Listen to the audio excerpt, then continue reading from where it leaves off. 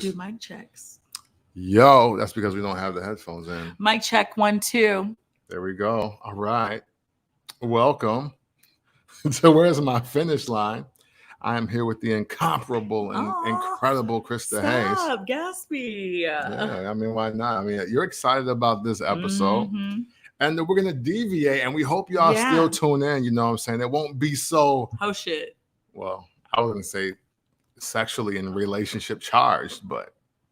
Tomato. All right. Well, yeah, well, there you have it. So it won't be much of that. However, though, we do want to have, I think what's going to be a very real conversation, a very cool conversation as well, about radio trauma. Radio trauma. And I think, so this is one of the topics that I had by myself when I first started doing this. And I was working my way down to this topic. And I was probably supposed to talk about this like a month ago, probably. Okay. But I think it comes off better if I have a guest, or I guess now at this point, a co-host. What? I'll let you think about that. Do you want me on here, babe?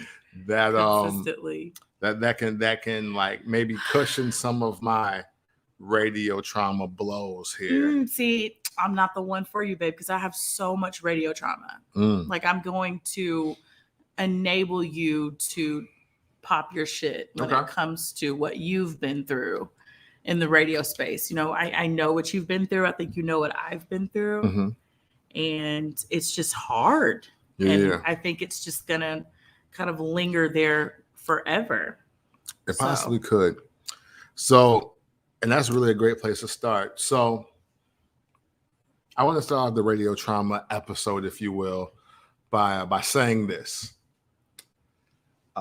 Every time I see that my former market needs to fill my position again, I get excited. Yeah. Like, it actually like brings me joy. It brings me happiness. Sure. That, oh, wow. Because it ain't technically even been 6 years yet. I need another person already. Yeah. Fuck you punks. Like, you know what I'm saying? Like, that's how I feel. Yeah. And I actually tweeted this out, and I ain't gonna front. I'm a sucker. I deleted it. You deleted tweet and delete? Yeah. I did, because I was like, I want to make sure that they see it and feel it and react. Like, that's the other thing. Like, I would love to like be in the same city and like drive by and look at them and laugh like 50 Cent and pull off. Like, that's what I would love to do. Okay. Let them know, like, I still need another one. You a bitch. You know what I'm saying? Like, I would love to do that. But no, I did a quick tweet and delete, man. Okay. But even though, yes, it does. But and the reason why I do feel that way is because of everything that I had to endure in my 6 years in my position. Now, granted, excuse me. Sorry, guys.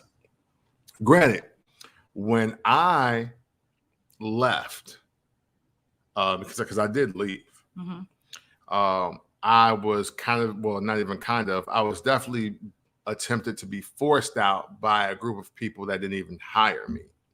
So I'm already dealing with that, in a sense. But I think of all the very long nights, all the extra effort I put in, not complaining by working overnight on a Friday and then a Saturday and then even a Sunday just to get content pushed out, right? And all the meetings I was asked to show up to, the different markets I visited to help cover events, you know, really trying to be a team player, and just the way that I was trying to evolve my role and even just help people understand it, like helping people in my market understand it. Because hell, I spent 2 years with people telling me, what do you do? Oh, or is that what you do? Or don't you do this? Like, I spent 2 or 3 years like clarifying your job title. Right. You know what I'm saying? Like, but then of course, and then even when I was helping people get bonuses, which I helped people get bonuses for like 24 to 28 months straight. By the way, I want to be clear on that. Page views. Yeah. Like, literally the digital metrics. People were getting more. Well, people were getting bonus money off of my work, and I wasn't even getting free lunch. So, you know, it's always been thankless to me. Sounds like radio in that regard. Yeah. And, you know, and I'm not hoping I'm coming off as one of these entitled, you should have gave me the world because I exist type of people, because I was not a stranger to work, and I'm like the last era of free interns, and I didn't bitch about it one day. I was prepared to take a mailroom supervisor job just to say that I was in the building of a radio station, but a better situation worked out for me, or so I thought. Sure. You know, and even then, you know, it was only when I started understanding what I was bringing to the table and how much money I was getting other people is when I started asking for more money. And then even that in itself became an issue. At least you asked for more money. At least you felt like you were worthy enough to ask for more money. Wow. I don't think I've ever asked for more money. And when I did, I got a 3% raise. Yeah, that's kind of standard depending on what company. And allegedly, I was the only person in the market that got a raise. They love to tell you that. Yeah, right? Like it's such cap. Yeah.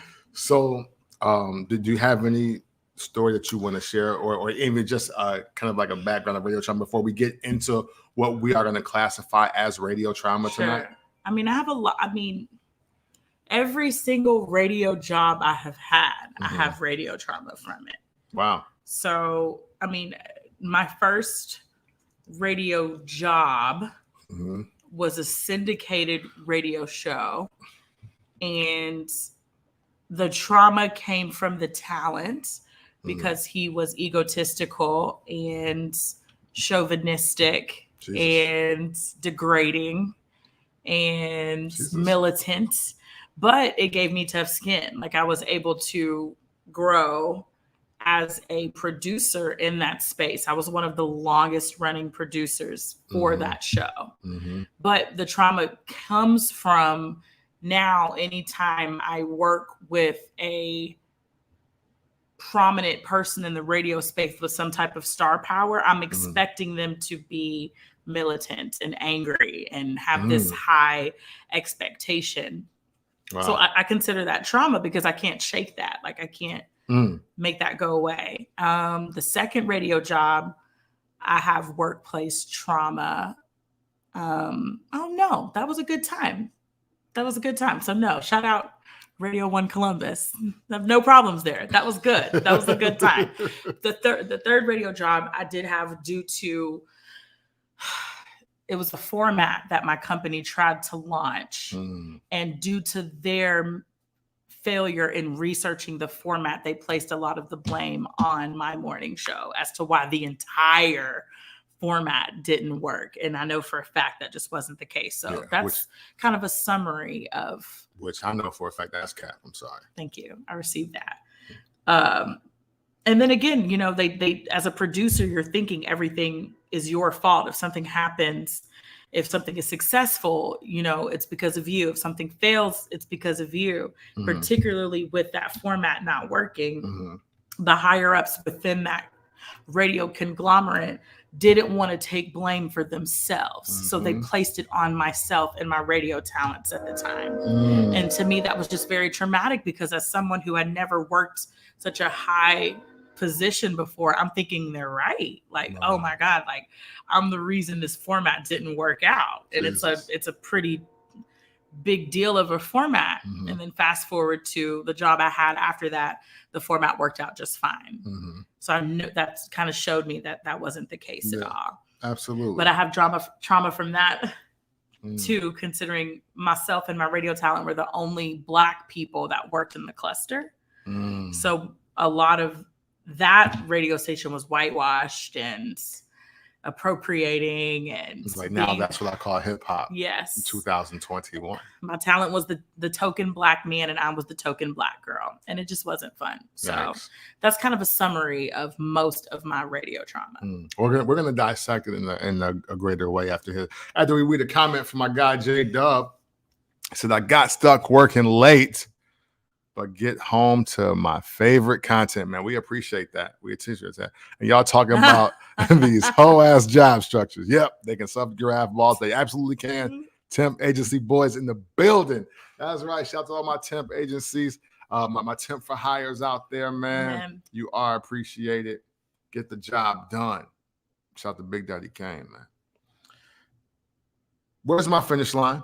Work, place trauma. We're specifically talking about radio trauma because that is the life that we live. That is the life that has caused us trauma. I got one for you. I never experienced, or maybe I didn't care about clicks until radio. Like, and I was never in nobody's clique, you know. Because I came into radio to a small backstory on me. I came into radio in my late 20s with my homie, like literally, like I came with J.R. Bang, like that's the only person I knew. I got my own internship. Nobody put me on. Nobody was my mentor. I didn't know how to network in the radio space. I was an assistant store manager and then working my internship on random days I could, and sometimes overnight, and then going to school like during the day because I was working overnights for the store that I was working for. So it was interesting to me when I got in to radio and it was real cliquish, like, oh, this dude is supposed to be the man. So if you want to be the man too, you gotta stand next to the man. And that's just so beta to me. Like, granted, I don't care about people being friends. I don't care about people like connecting and just building a powerful circle of people. Sure. But a lot of people in radio want you to be a dick holster, and that's just not my style. You know what I'm saying? Like, I'm just not a bitch ass nigga. Like, I'm not like, and maybe that's why you're not in radio. I mean, because you don't tolerate bullshit. Yeah, and it's like you just can't tell me anything, and I'm gonna go with it. I'm just not like, I have my own opinion. We can respectfully debate. Most times about music, I really don't be super wrong. And then that rub people the wrong way. Like the people, and the thing is, I don't think anything of it. I think it's just conversations like kicking it with the homies, or I'm just in a round table and we like going back and forth. But like, no, what I would learn quickly is that, oh shoot, if you're right about a song, or you're right about the date of a song, or you're right about a feature, or you know what I'm saying, people will get offended by that. Like, absolutely. Like people will take offense to that. Now you know more than them. Yeah, and I didn't know that. I was just like, no, you should let you're not this supposed play. to. You shouldn't water yourself down. Yeah, right. Screw that. So that was the other part. That was the other part. It was just like, even when I realized that, oh, you took offense to it, I don't try to double back and like, oh, I'm not about to get you some donuts, or like I'm not about to like, oh man, you good? You want to come kick it with it?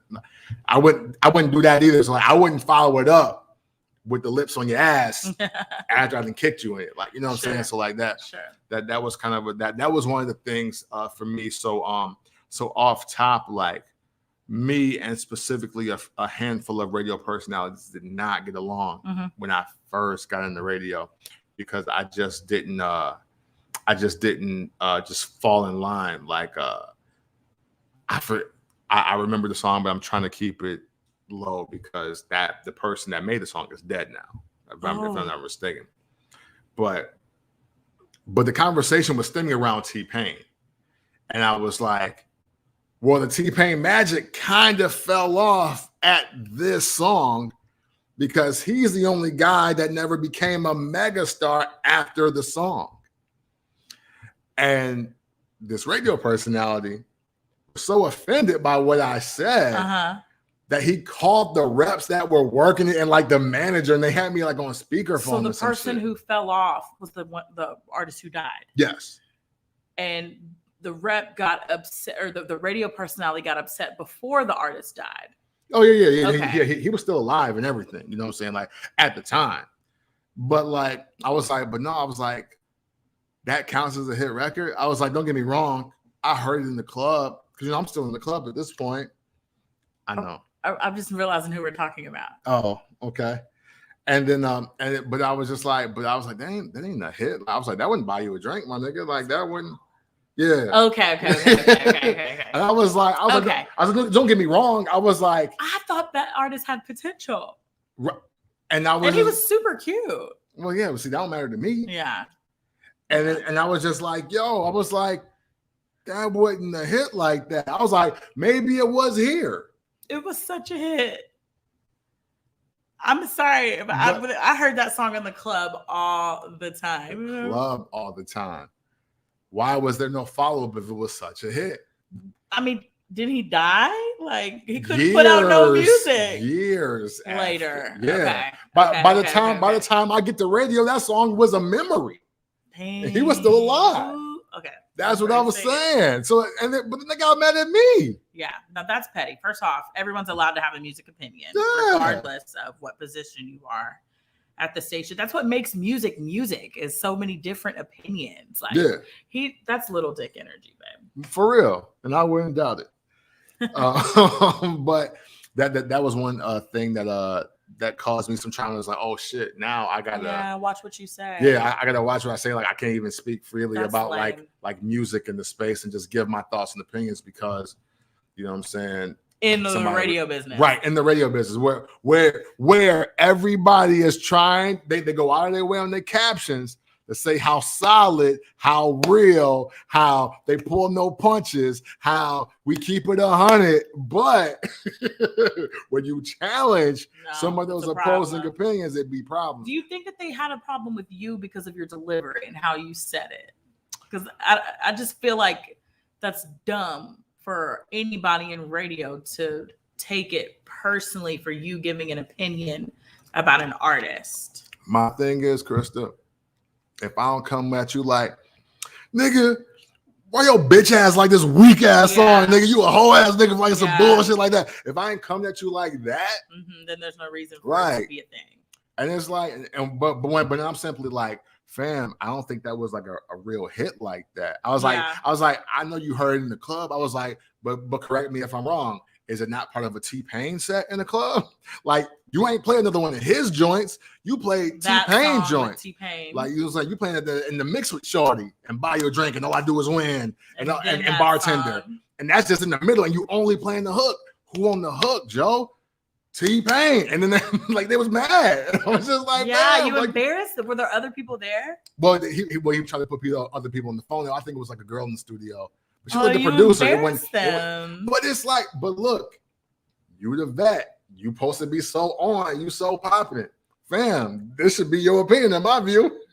Because you should know what's hot, right? You the tastemaker, right? Remember, because I come in, we both come in 2010, 2009, 2010. Right. The era of the gatekeeper and the and the tastemaker. Right. So the tastemakers, that's funny. Yeah. So I don't even consider myself one. You should be talking like me as far as I'm concerned. Mm-hmm. So to me, if I ain't slandering you and calling you names, it shouldn't even have been that.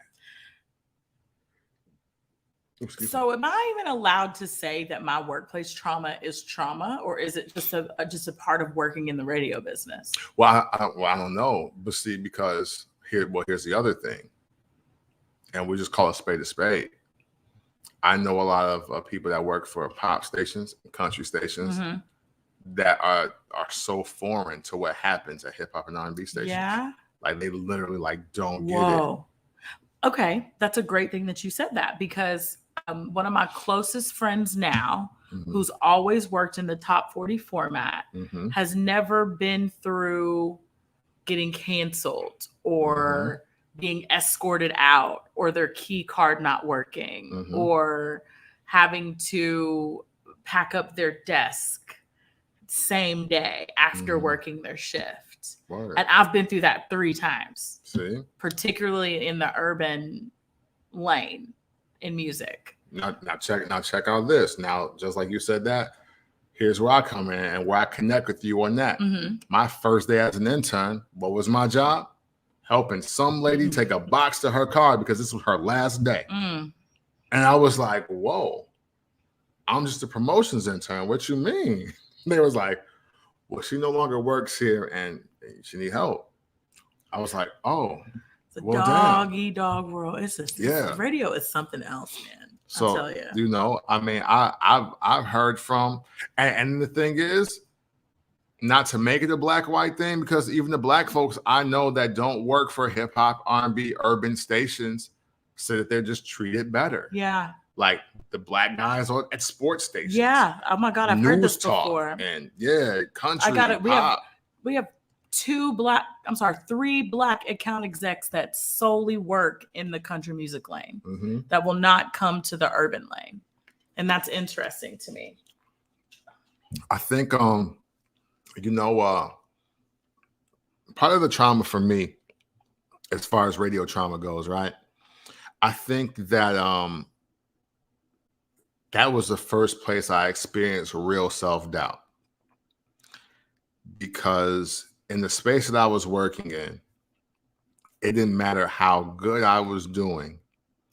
There was always something wrong per a certain program director or a certain general manager. And it was never about anything that I was ever doing right.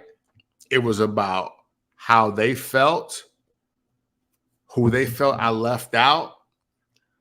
If they felt that somebody was getting more shine than them, and this is being a station or another program director, like I always got that. So I was like, damn, I really just can't celebrate nobody. Yeah, I'm triggered. Because it's like, you know, it wasn't even about me celebrating myself. Yeah. I used to send out these monthly emails, but the numbers was good though. You damn right. All the time. I invented some shit that still is probably being used to this day at the market that I was in. I set a certain standard for the team I was on that even the manager was like, yo, we probably should start incorporating this because this is working for Cam out here. But saying all that to say, like, it's like, damn, like, you know, how do you get dissed for celebrating other people? I could have understood if it was, you know, hey, it's the dick showing contest starring Cameron Pruitt, and he's gonna whip out his dick right here and throw it on the fucking table, and you're just gonna watch it grow. But no, it was never that. It was like, oh, yo, the top 40 station did this. Shout out to the part-timers. They really came through and they did this, and it was covering this during the windstorm or the tornado, blah, blah, blah, blah, blah. And yo, my man is killing it in the quiet storm at night. This content is still winning from 2 months ago. It's still winning right now. Stay with this content, because when you add this and that, it's all, I was like, I can link it all together and this blah, blah, blah, blah, blah. And then I would go through that, and the program director literally hit me up one time and was like, hey, you didn't mention nothing about this. Oh, wow. That's a little sus. Yeah. And I was like, and the thing is, my email was specifically, and this goes to the entire market with my management team on it. And it was like, but this was about the major content wins. Like, this is like, this did 70,000 page views in 25 days. Like, this did 15, that. Like, y'all didn't do a contest. This is the first time we did this contest. We got 100 submissions. Like, wow. This is what helped us reach 1 million page views just for this month. And it was like, but we should show everybody successes. That's that everybody gets a participation trophy shit. Green ribbon era shit, and I hate being a part of it. That's not my style. Yeah, no. So literally that, like, I was like, well, damn, like, am I like not paying attention to what everybody's doing? And I was like, I'm not, because you're my boyfriend. I'm just saying that's some dumb. No, because you know what? No, just want to say something. Just want to hear your own voice type shit. Exactly. See, and that was my point. And when I think I forwarded this email to my superior at the time, and I was like, see, I was like, dude, you can't. I was like, I can't even win for not talking about me. And then even he was like, okay, maybe there is something else to this. I was like, yeah, would you please fix this bitch? So, well. That's how I felt. That's how I felt at the time. But the bottom line is the numbers don't lie. That you True. left a very impactful impression in that market. And like you said, fast forward almost 10 years later, they still have that position open often. So it's a very hard position to have consistently. And you were there for 6 years. And I'm the only person that's been there longer than 3, by the way. Yeah. I want that crystal clear. Because I don't think, matter of fact, I think the girl that was replacing me that they thought they were going to keep for a long time, I think she made it to about 2.5. Damn. And that's awesome.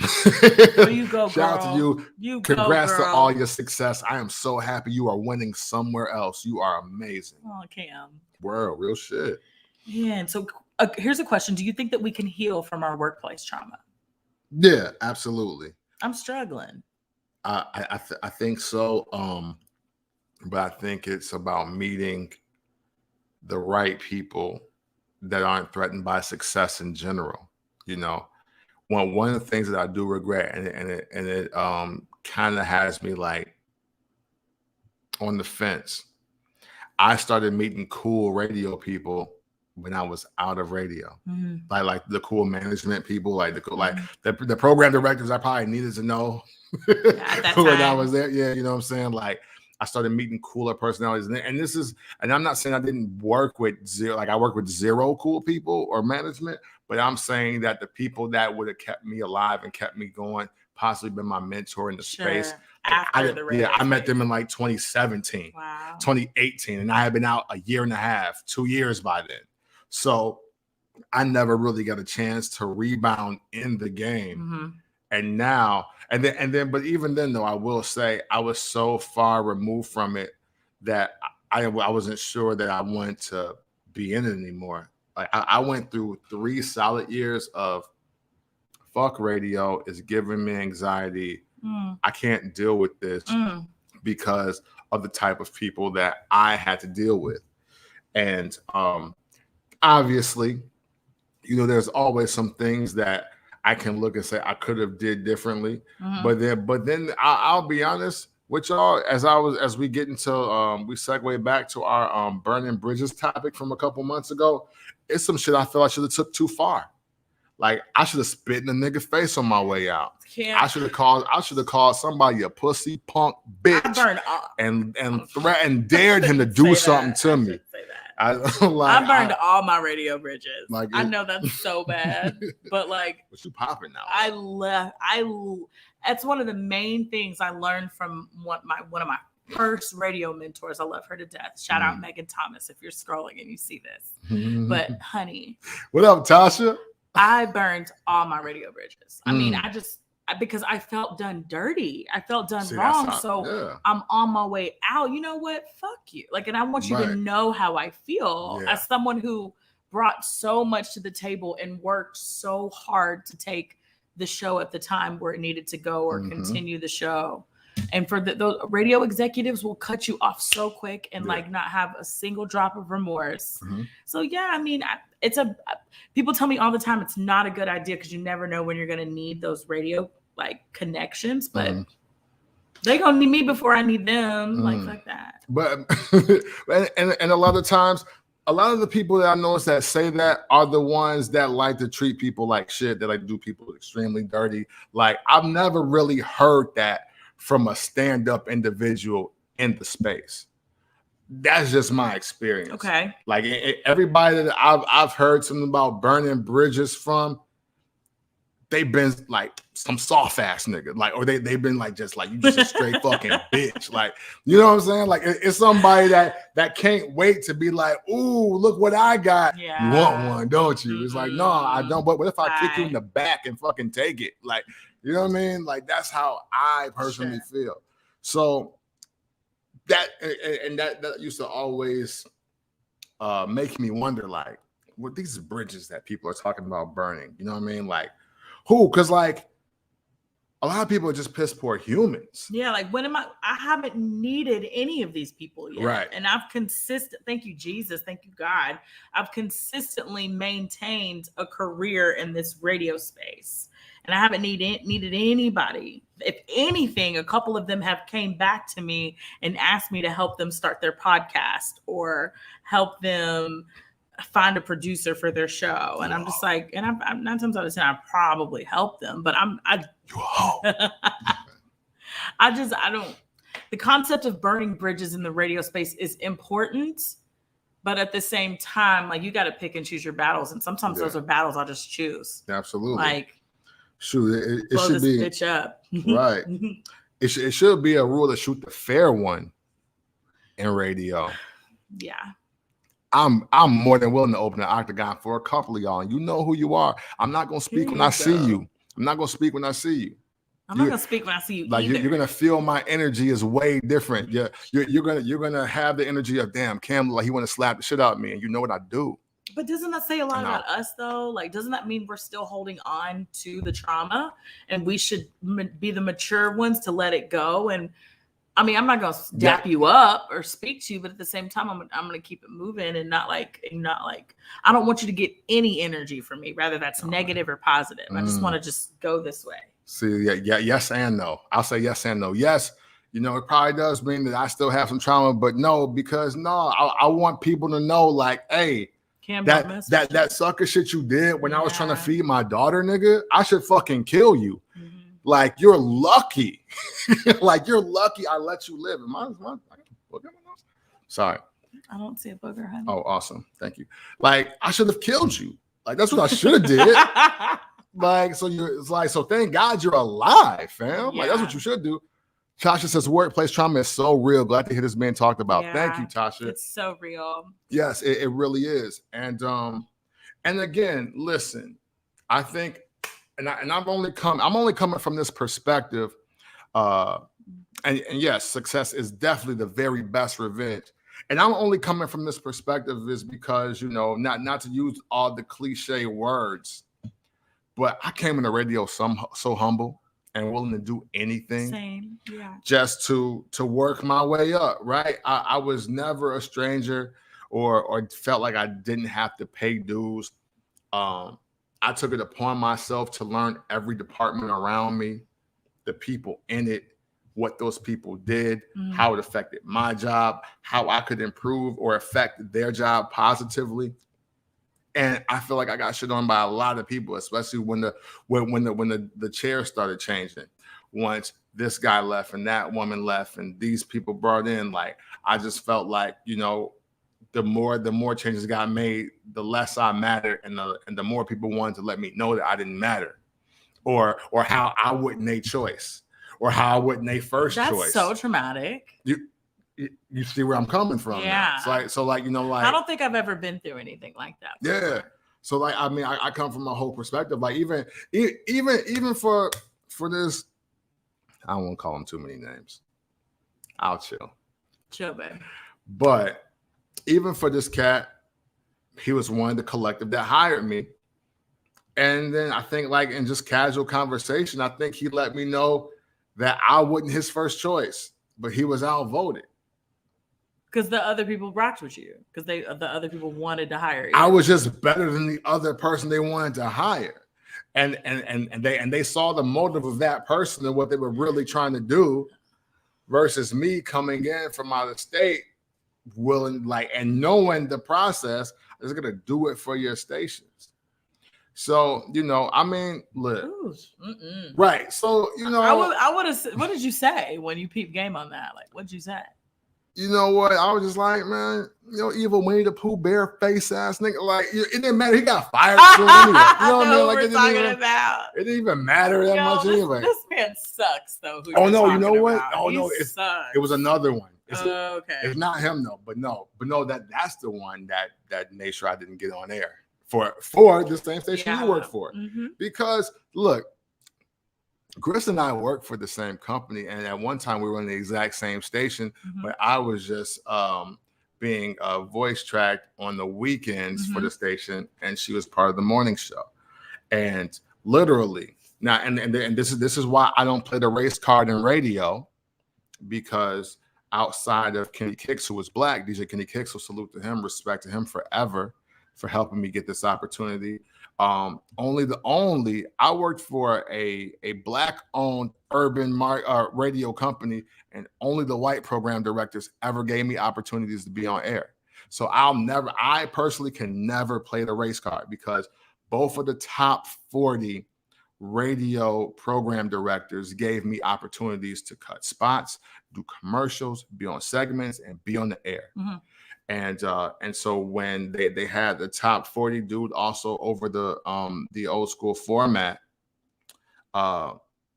he heard me do air checks for maybe 2 weeks, 3 weeks, and we were still getting ready to launch the station in July. And he had every intention on making me the night job. Wow. I was going to be nights from 6 to 10 on the urban old school format. The first person to ever do the slot. I was super geeked. I was super amped. And this old Paddington Bareface ass nigga went ahead He's awful. and told him, don't do it, because I had never been on air before. That's so trash. That's just sees.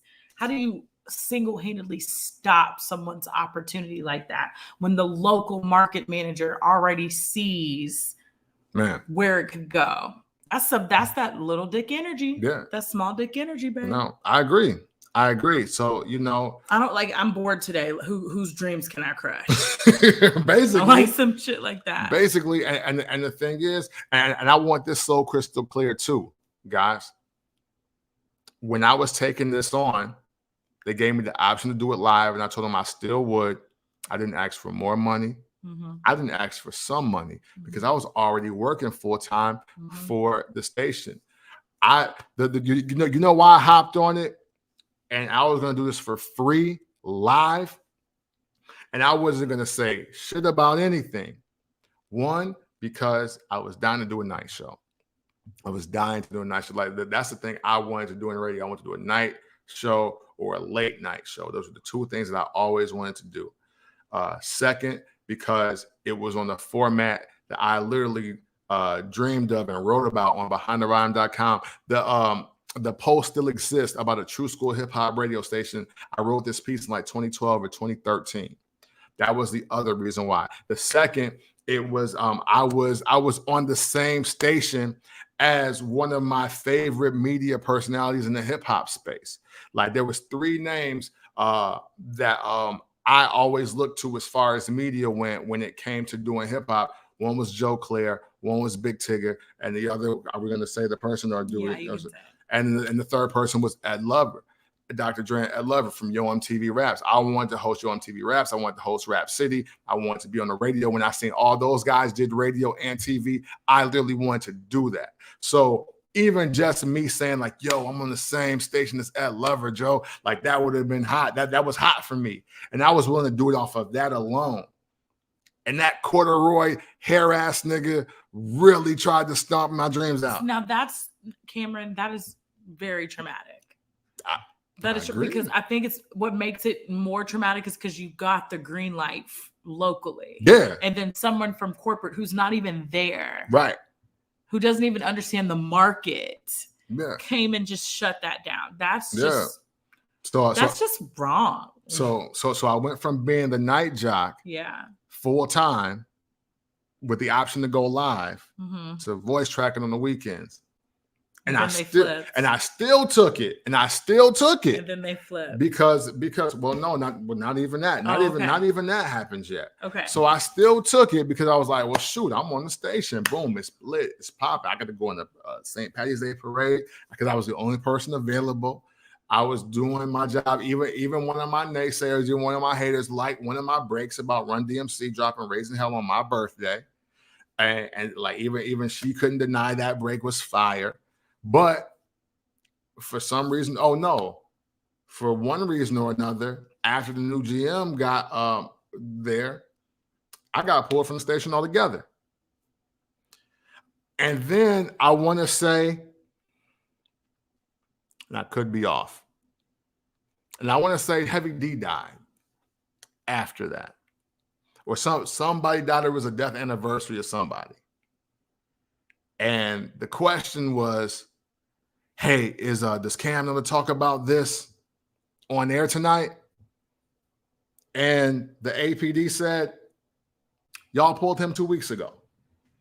So he ain't he didn't even know. Was it the guy from Tribe? No. That passed away? I think it was him. Because Heavy D was like 2013 or 14 or something like that, wasn't it? Well, 14. I feel like it was early, but what's his name died in 2017. Lord forgive me, why can't I think of his name? Fife. What 2017? I was already off air. I had been off air. Or 16.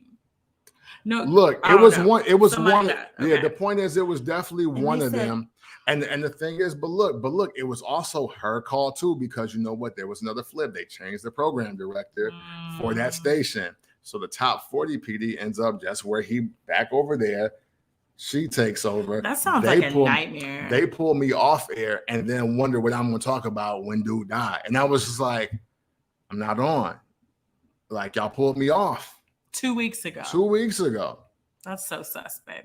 So, that's so yeah, I feel a way about a lot of shit. Sorry. Which is validated, though. It'd be different if you were just pulling, like, soft ass shit out of your head. Like, it's not I didn't get anything at the Christmas at the Christmas party. Like it wasn't that. It wasn't like, yeah, man, they just hating on the real one because blah blah blah. And like it's none of that. Yeah. It's like, no, like I literally watched opportunities get put in place.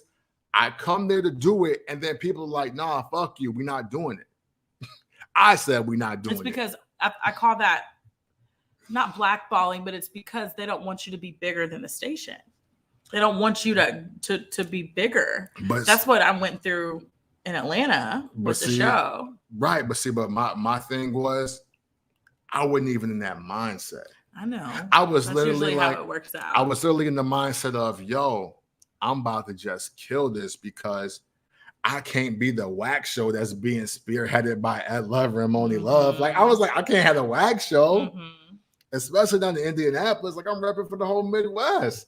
Like, they didn't even set up the market visit for them to come see us. Like, I gotta represent. Like, even to this day, like I haven't worked for Radio One in years. Even to this day, I still feel like the Ed Lover show with Moni Love was a placeholder for something. And anybody that was affiliated with the Boom format at that time wasn't going to get anywhere, because even Liggins, what's his name? Even the CEO, the CEO at the Alfred Liggins at the time himself didn't even like the format and how it was put together.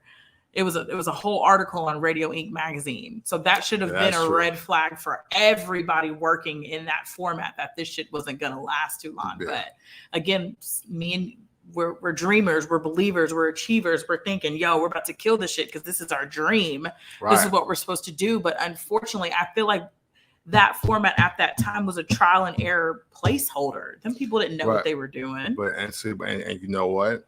And I can't dispute that you're right, because All Access, Radio Ink, like those things were said. Like those are public record. You can just Google it at this point. You know what I'm saying? You sure can. But the thing is, you couldn't tell me that because like I really thought I manifested it. Of course. Like I wrote about it 3 years before it happened. And this is like, I want to be so clear.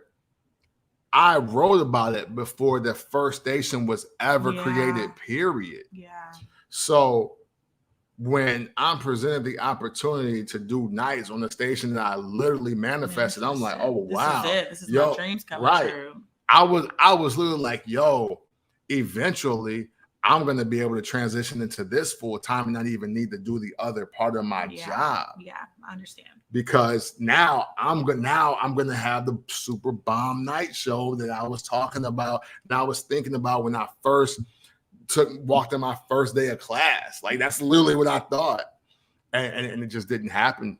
It just didn't happen for me like that. And yeah, man, perhaps I am still bitter. I don't know. Yeah, no, I no, and I think it's validated, Cameron. That's some, excuse my language, that's some fucked up shit to go through. And even to this day, I just genuinely feel like you're just bigger than radio, and there's something bigger planned for you from the universe. Hey, well, listen, I received that, as you say, and I just hope it happens. But you know what? I just keep working. Amen. I just keep working. You know, the thing about the thing about radio trauma, because there's another young lady, and I can't pronounce the name right, so I won't, I can't go deep into what she's doing, but she's going super hard because obviously she's been traumatized. Oh yeah, we worked together in Atlanta. Yeah, so she's been traumatized from her experience, and excuse me, and it's all validated. Now look, does what happened to me and what happened to Kristen, what happened to her happen to 100% of the people? No, they don't. But then some people, though, they that there's other measures that they take. Some people leave radio for good and they never come back in any capacity. They do something totally left. Like I've met so many people in my lifetime that have like now they do something like so far left that they don't even turn a radio on now to this point. I've been there. You know I've been there. There were moments where I couldn't even cut the dial on. Yeah. Because it's like I hate radio. Look, Lord forgive me. I'm in it right now. And I'm so grateful for this position that I'm in. She popping. But there were moments, babe, where I was just like, I could have knots form in my stomach because I was so traumatized from my radio experience. And I would just listen to Pandora or play something on Apple Music. I didn't want to hear the sound of a signal. I didn't want to hear no caller voices. I didn't want to hear no imaging or anything production because of what I had been going through at that time. So I get it. That's real. Yeah, man. It's very real. So, I mean, I don't know. We can unpack a whole lot more. I don't want to cut the conversation short because. But man, listen, to anybody that is experiencing any kind of radio trauma, we totally understand. As you can see, even though we are discussing trauma, both of our parallels in the path are different. You know what I'm saying? Like there are just some things that I experienced that she didn't experience, and possibly that we never will experience just because I'm a man and she's a woman. I now don't believe that you can be treated better by any company, whether it's white owned or black owned, whether it's corporate or privately owned, in the radio space. Facts. You know what I'm saying? Like, whether it's privately owned or publicly or corporately traded, whether it's black owned or white owned, whether your GM is black or your GM is white, like your program director's like, none of that matters to me because it wasn't until I started working for an urban radio station and worked around so many black people that I was treated the worst I've ever been treated by any company ever in my life. And those are just facts. Just facts. And I feel like I have the opposite. Okay. I feel like the worst I had ever been treated in the radio space, it's about equal. The black-owned company and a white-owned company. The Atlanta thing and the Chicago thing to me are I just chose to leave one and the other one let me go. So yeah, I think they both are equally as messed up for sure. Yeah. But babe, there's one good thing that came out of my Radio 1 experience. What is that? I got to meet this super hot guy. Yeah. Really? And then fast forward like 5 years later, we started like talking and dating. Oh, wow, man. Yeah. I really hope that works out for you. I hope it works out too. Wow. It's pretty tight. Wow. Would have thought. I guess that's the one positive things that radio's done for both of us, I guess, man. Oh my gosh. If you had a glass, I'd cheers to you. Yeah. Hey, well, I got an empty bottle of water Take now. it. Cheers, babe. Here we go. To radio trauma. Radio trauma. Yay, radio trauma. All right, man. Where's my finish line? And we can honestly do this for hours. I promise you, there is so Jim, much this more is my favorite part. What do you call it? It's jewels. What do you call it? It's time for a little jewelry. This is my favorite. I didn't come up with any new ones, so I will be recycling. Oh, yesterday you did. Did I? Yeah, I remember. I was like, "Ooh, babe, that's jewelry." Hold up. Let me see. Oh, yeah. Hey, this actually applies to the day. You know what I'm saying? You got to get work to know worth. Say it again, baby, for the people in the back. You got to get work to know worth. Let it marinate. Now, I kind of feel like I should explain it a little bit. I think you should. We're in this whole era society mode of know your worth, right? People are asking for the numbers that they want, the astronomical salaries, the positions, and all of that, right? And then, but yet the game still hasn't changed. People want to know where you went to school. People want to know who you know. They want to know what work you put in. And a lot of times, especially in our experiences as just like an independent creator, you know, you can't get a lot of work so people can understand what your worth truly is. Mm-hmm. You know what I'm saying? Like do I think I'm a 7 to 10, 7, 8 or 9 figure creator? Absolutely. But how am I going to know that if I'm not getting the chance to show the work, to show you the worth? So that's what I mean when I say you got to get work to know worth. You know what I'm saying? Because I put in my own work, mm-hmm. but got to get more work so you all know the worth. I like it, babe. Thank you. Appreciate that. And let's see. Let's go all the way back to the oh no, that's off topic for today. All right. Let me see. When God gives you a layup, don't shoot a free throw. You know what I'm saying?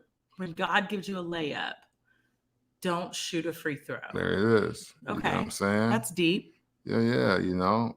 Y'all, that should be self-explanatory when you really just soak it in. You know what I'm saying? Let me see. That may be wrong. Okay. So gotta check in with my daughter. All right. Hey. If she leaves you on red, make her unfollowed. Yeah, absolutely. Absolutely. What if she was busy? She'll write you back later. Nah. Damn. Tomorrow never comes. All right. And then and sometimes bad energy is labeling everybody else's energy. Oh, vibes. I fuck with that. That's deep. Sometimes bad energy is labeling everybody else's energy. You made that up? Absolutely. Come on. You know I do this. That's this. good. All right. So that's the jewelry for today. Thank you, Papa, for liking that. I'm assuming it was one of the last 2 of the pieces of jewelry that I gave out today. We will return. Radio trauma is real. Prayers to anybody that has gone through any of it in any facet. I do hope you recover. I do hope that you are at peace wherever your career is or whatever career that you have decided to go through. I think it's very important that I say that. Also, I just want to say rest in peace, Amos Brown. Amos Brown was one of the few people that I felt really believed in me in the radio space. As a matter of fact, I'll never forget the day that we were all in the promotions meeting, and he had got wind that I was going to join the My Face of Indie competition, and he was trying to leverage a way for me to be on TV there and how to get inside information for the station and use it for his show and how he was all on board for it. But I was told by management that if I took that job that I would have to quit or I would be fired. Radio trauma. So you dig. All right. Listen, man, you've been great. Thanks for watching. Babe. Thanks for listening. That's heartbreaking. I'm just telling you the things that happened to me. Jesus. That's it. Like, these are just facts.